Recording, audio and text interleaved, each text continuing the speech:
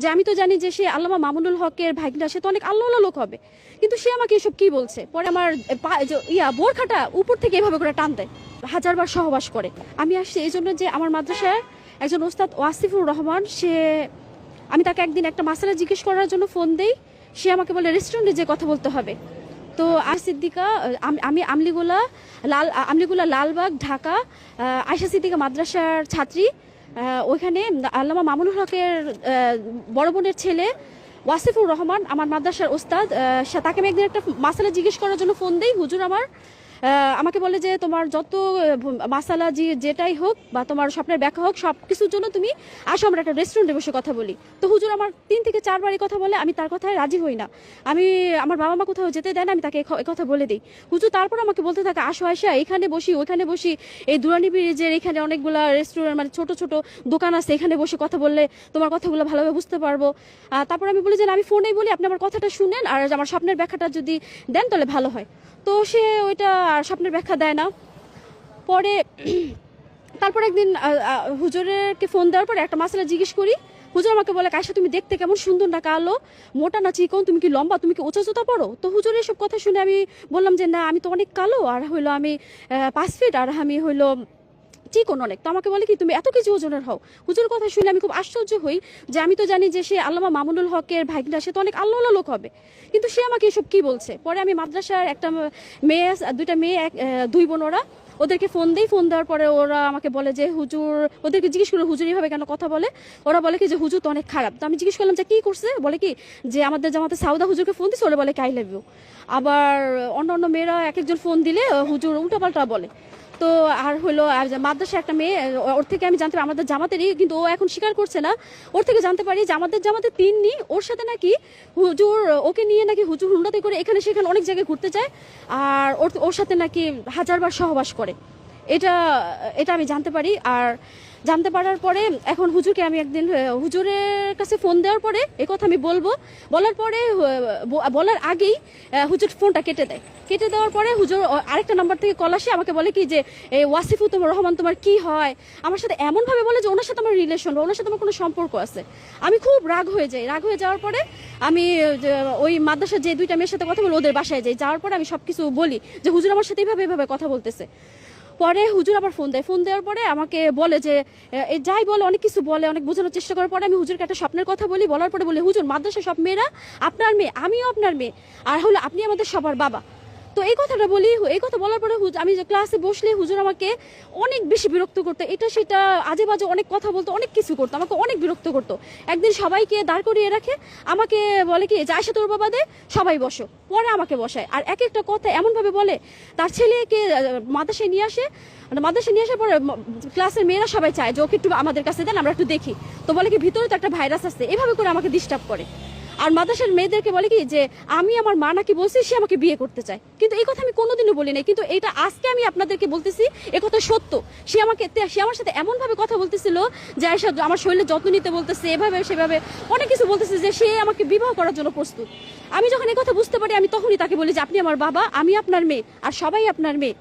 এই কথা বলার পরে মাদ্রাসা ক্লাস করতে থাকি। উনি আমাকে 1 বছরের মধ্যে এত জ্বালাতন করে যে আমার রেজাল্ট খারাপ হয়, কেননা ওনার জন্য আমি পড়তে পারতাম না।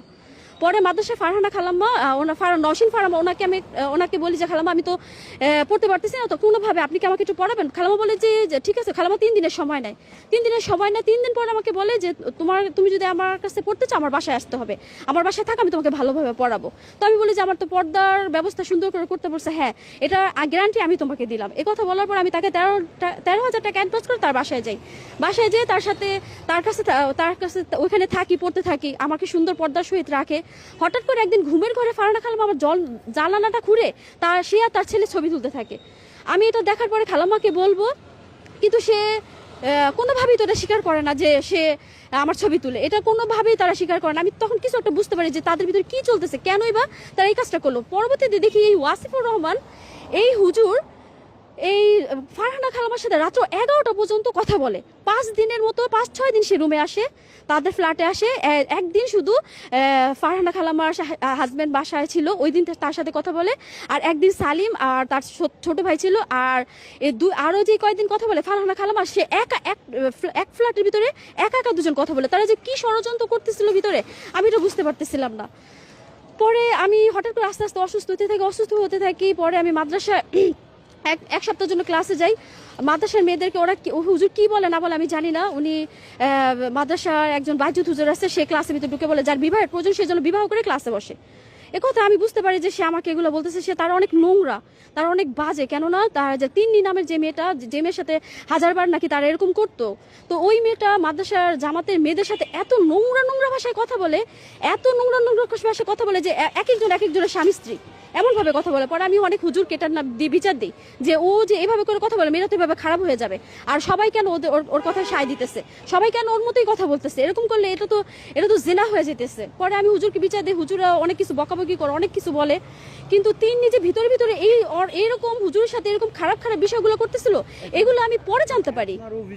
আমার অভিযোগ হলো এই মামুনুল হকের ভাগনা, আমি অনেক অসুস্থ হয়ে পড়ার পরে আমি ফয়জুল উলুম মাদ্রাসা আজিমপুর কবরস্থানের ওখানে যাই, যে হুজুরদের বলি যে আমাকে একটু করেন, আমার তো পড়তে হবে, আমাকে একটু খতম পড়ান। তো ওনারা খতম পড়ায়। তো খতম পড়ানোর পরে আমার নাম্বারটা নেয়, বলে যে আপনাকে খতম পড়ানো শেষ হলে টাকা দিবেন, আপনি হাদিয়া দিবেন। তো আমি বলেছি ঠিক আছে, আমি নাম্বার দিয়ে উনি ফোন দিবে আমাকে। সন্ধ্যার পরে ফোন দেওয়ার পরে আমাকে বলে টাকা দিতে। তো আমি বলছি ঠিক আছে, আমি টাকা দিব, টাকা নিয়ে আসতেছি। তো নিয়ে আসার পূর্বে আরেকটা হুজুর আমাকে ফোন দিয়ে বলে যে আপনি কি খতম পড়াইতে দিয়েছিলাম? হ্যাঁ, আমি খতম পড়ানোর জন্য বলছি।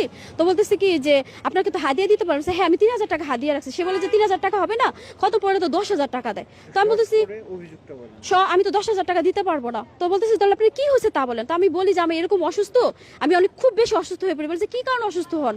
আমি বলছি খালাম্মার আমাকে কি করে না করে, খালাম্মা কি খাবার দিচ্ছে, খাবার খাওয়ার পরেই আমি অনেক বেশি অসুস্থ হয়ে পড়ি। তো বলতেছে আপনাকে তো বান মারা হয়েছে। পরে সে বলতেছে যে আপনি তাড়াতাড়ি করে বান ছাড়িতে আসেন, না আপনি মারা যাবেন। এই কথা বলার পরে আমি আম্মু থেকে 5,000 টাকা নিয়ে তার কাছে বান ছাড়াতে যাই। সে যখন আমাকে বান ছাড়ানোর পূর্বে আমাকে বলে যে যেই বাসায় বান ছাড়াবো ওটা নাকি তারই বাসা, আর ওই বাসায় যে মহিলা আছে পুরুষ আছে, কিন্তু পুরুষরা আলাদাভাবে থাকে, মহিলারা ওইখানে আছে তারই আত্মীয় স্বজন, আর হলো ওটা তার পরিচিত লোকের বাসা। আর ওদিকে ছাত্ররা ছোট ছাত্ররা বাসায় যায়। তো ছোট কয়েকজন ছাত্র, 7-8 জন বা 6-7 জন ছাত্রকে নিয়ে আমাকে ওখানে নিয়ে যায়। তো আমি জানি ওখানে মহিলা আছে বা তার মা, তার বোন বা যেই থাকবে ওখানে আছে। কিন্তু যাওয়ার পরে দেখি কেউ নেই। তো সে বলে কি বাড়িতে এখন কেউ নেই। তো আচ্ছা, আমি ঠিক আছে তাহলে আপনি বানটা ছাড়িয়ে দেন। তো ছাত্ররা ভিতরে ছিল ছোট, তাদেরকে বলেছে তোমরা ভিতরে বাইরে যাও। আমি বলছি না, ওরা কেন বাইরে যাবে?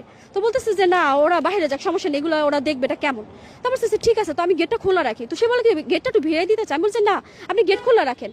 তো বলতেছে যে আপনার চেহারা দেখে ফেলবে। আমি ওটা তো ছোটই, সমস্যা কি? তো একটুখানি গেট উনি ভিড়িয়ে দেন।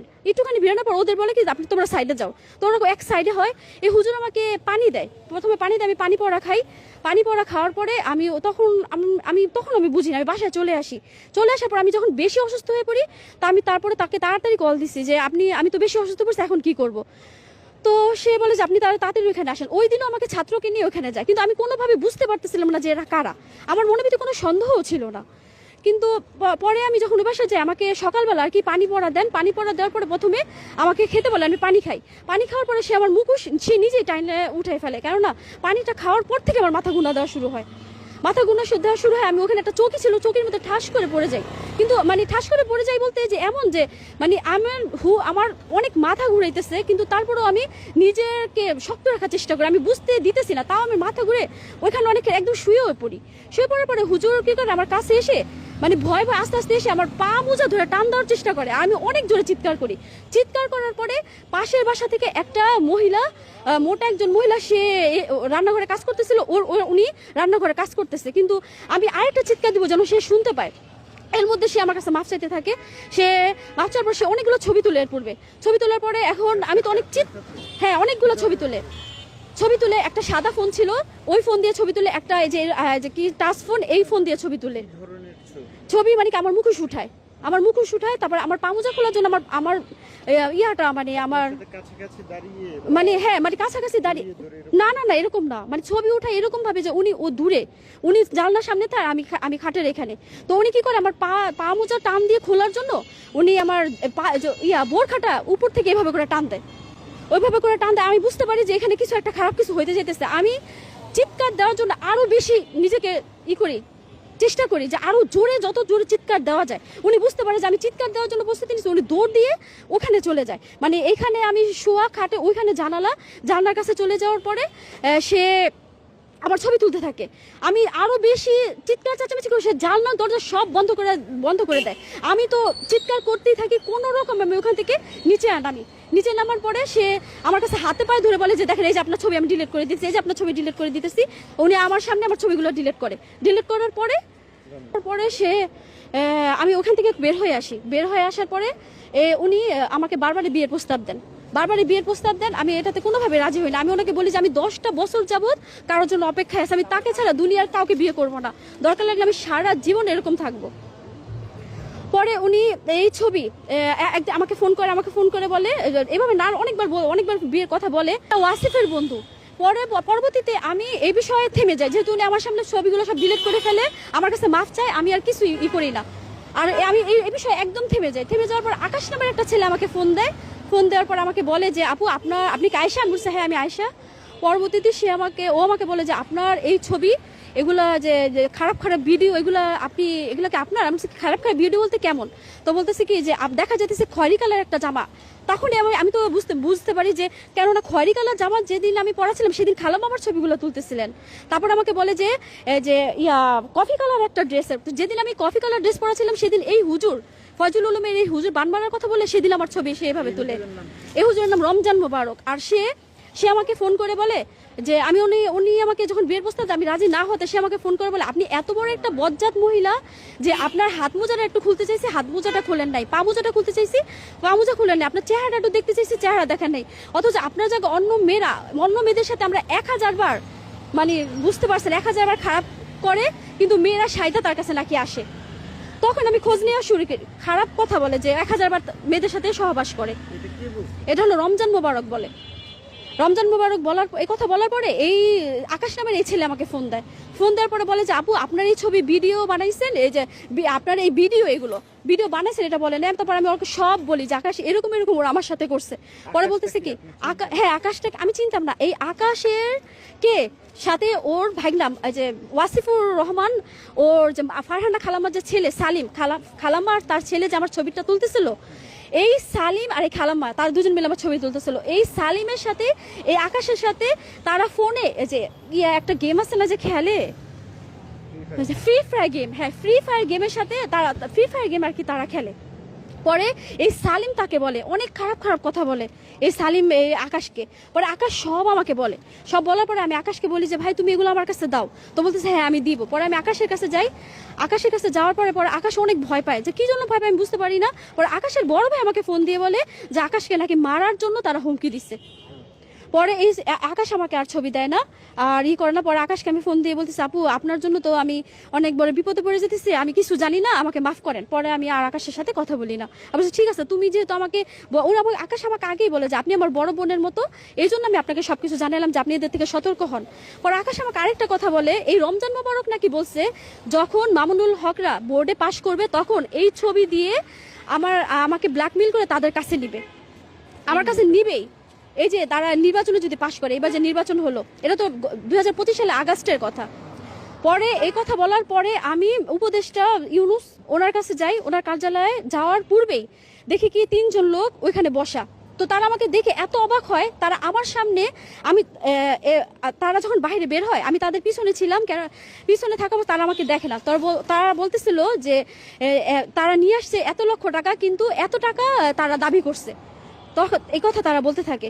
তো আমাকে পিছনে দেখে তারা আবার সব স্তব্ধ হয়ে যায়। আমি বুঝতে পারি যে তারা এখানে টাকা দিচ্ছে, মামুনুল হকের লোক এখানে পাঠিয়ে দিচ্ছে, আর তারাই মামুনুল হকের লোক এই লোকদেরকে টাকা দিচ্ছে, উপদেষ্টার কাছে এই চিঠি পৌঁছাবে না, আর কোনো চিঠি আমার কাছে আসে না। পরবর্তীতে আমি ডিএমপি ওখানে 7 বার যাই, ওখানে যে আমি যে বড় অফিসার তার সাথে যোগাযোগ করতে চাই, কেউ আমাকে ওখানে যোগাযোগ করতে দেয় না।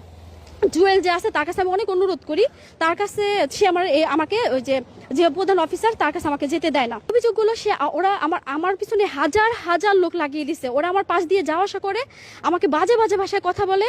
ওরা বলে আমি নাকি টাকার বিনিময়ে যে ছেলেদের সাথে ব্যবসা করি, তারপরে বলে যে টাকার বিনিময়ে ছেলেদের সাথে ব্যবসা করি, আমাকে মেরে ফেলবে। আমার বাবা মাকে আমি হলো পড়াই, তো আমি যখন পড়াতে গেছি ধানমন্ডিতে, তখন নাকি আমার মাকে বাসার সামনে দিয়ে যায় আর বলতে থাকে যে আমার মাকে মেরে ফেলবে, আমার বাবাকে মেরে ফেলবে, আমার ভাই। এটা মামুনুল হকের লোক। কেননা আমি এটা কিভাবে বুঝতে পারি, এই যে ওরা এই ছবির কথা বলে, এই ছবির কথা বলতে থাকে যে এই মেয়ে খারাপ, এই মেয়ের এরকম ভিডিও, এরকম এত খারাপ, অনেক বাজে বাজে নোংরা নোংরা গালিদার এসব বলতে থাকে। আর আমাকে যে আমি এক এক জায়গায় যাই, আমি ডিএমপির কার্যালয়ে 7 বার যাই, সেনাবাহিনীদের কাছে আজকেও আমি যেয়ে আসছি, আজকে নিয়ে 13 বার হলো। পরে আমি প্রধান উপদেষ্টার কাছে যাই, তারপরে হইলো আমি যে কত মানুষের কাছে এটার জন্য সাহায্য চাই, কেউ আমাকে সাহায্য করে না। আর আমি যেখানে যাই সেখানেই দেখি যে ওরা আমাকে নিয়ে ফিস করতে থাকে। আমি ওখানে যাবো এর আগেই লোক পাঠিয়ে দেয়, যেন আমি কেউ যেন আমার কোনো অভিযোগ না শুনে। আমি তারেক রহমানের কাছে আজকে আসছি, আপনি এই বিষয়টা দেখেন, এটা সুষ্ঠু একটা তদন্ত করেন, তারপরে বিশ্ববাসীকে জানান, পুরো পৃথিবীবাসীকে জানানোর চেষ্টা করেন যে এরা কত খারাপ, একটা মেয়ের জিন্দেগি এরা কিভাবে নষ্ট করে। আমাদের মাদ্রাসার মিথ্যা নামের একটা মেয়ে, ওকে নাকি এই ওয়াসিফুর রহমানের ভাই বা বন্ধু যেই হোক বিয়ে করে, ওকে নাকি অনেক নির্যাতন করছে। এখন ওই মিথ্যা তার বাবা মার বাসায় আছেন।